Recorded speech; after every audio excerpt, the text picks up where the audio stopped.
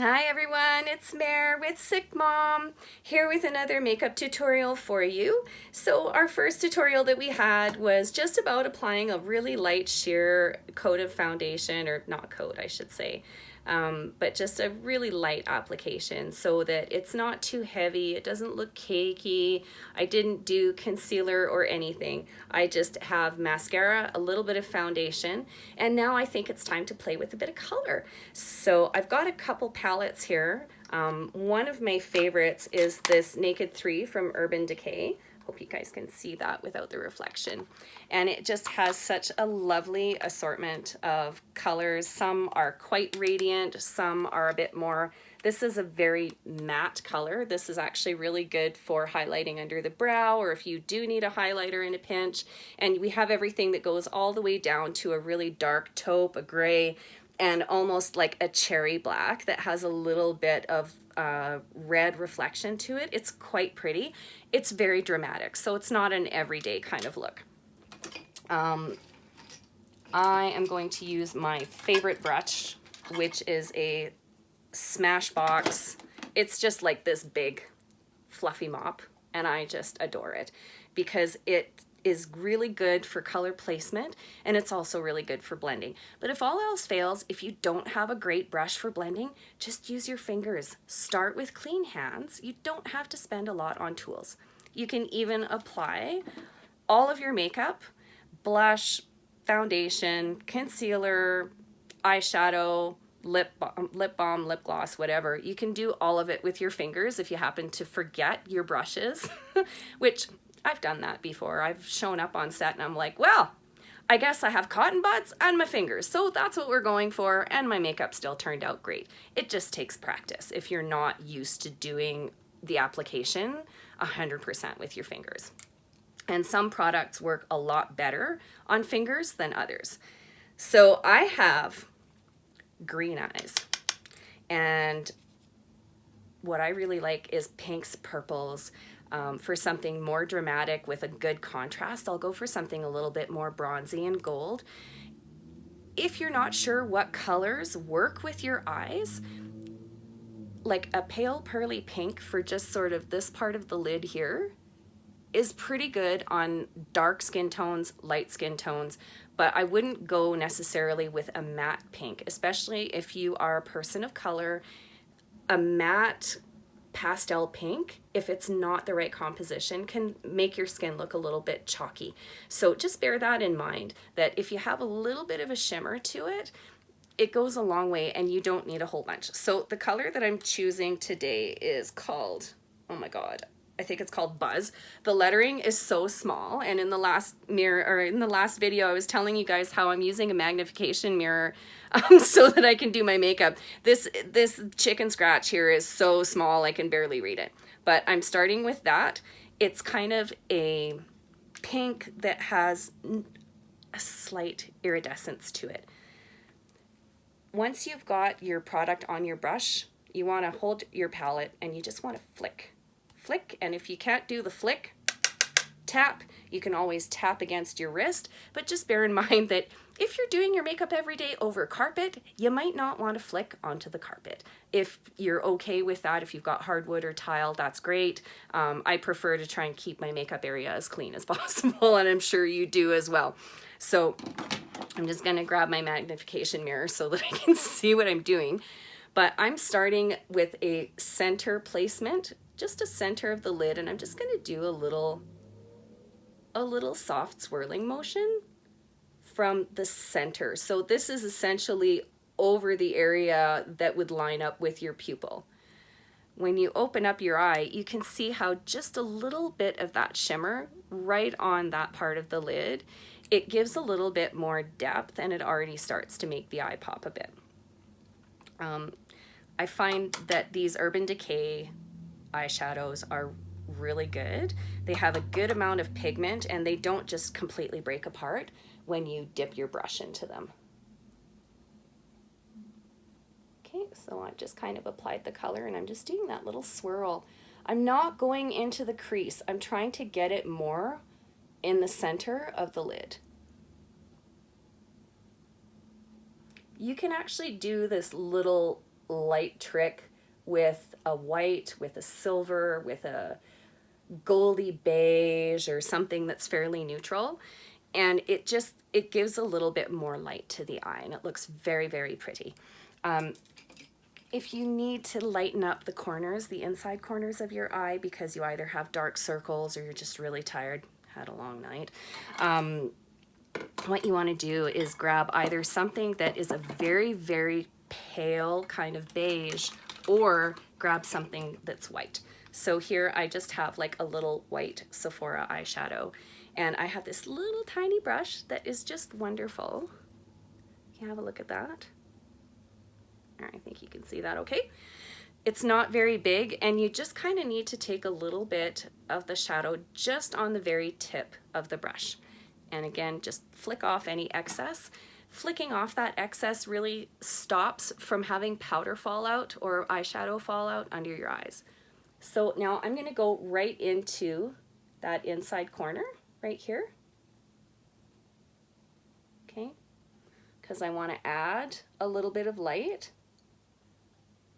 So precision for when you're depositing color, and then afterwards I'm still going to blend this, and I can use either my fingers or I can go back in with my big mop to try and blend out the corners, or the palette, the naked palette that I have from Urban Decay comes with a really lovely brush as well, so I'm going to use the fluffier end just to kind of diffuse the color a bit, just so that it's not just this harsh white spot. And you can kind of carry it onto that first third of your lid from the corner. You can kind of drag it out just a little. And that's it. It's really simple. One color, two colors maybe. I went for the white in the corner of the eye because I'm feeling like I look a little bit tired. It was a rough week last week, and I'm still just kind of recovering from that. But you don't need much more than that. I'm going to add a little bit of color to my cheeks, and I'll show you how I like to do that. This is my preference. I have this great fan brush. It's not very big, but it's quite effective. If I can find my fan brush. We're just getting set up here. This isn't perfection. This is YouTube. Where's my fan brush? Okay, so I found my fan brush. This is it. It's just a little guy. This is a Quo fan brush. It's not a very expensive one, but it's very, very soft. It's not very thick as far as, you know, how stiff the bristles are going to be, because it is meant to be a soft fan. This is Bella Bamba from Benefit Cosmetics.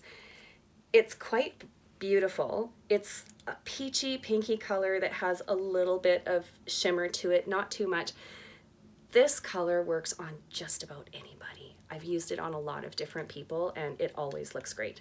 So again, I'm just kind of dipping my brush in there, tapping off the excess, and starting right over here at your temples, just sweep down across the top of your cheekbone. And notice how I'm not going like this. I'm not smiling.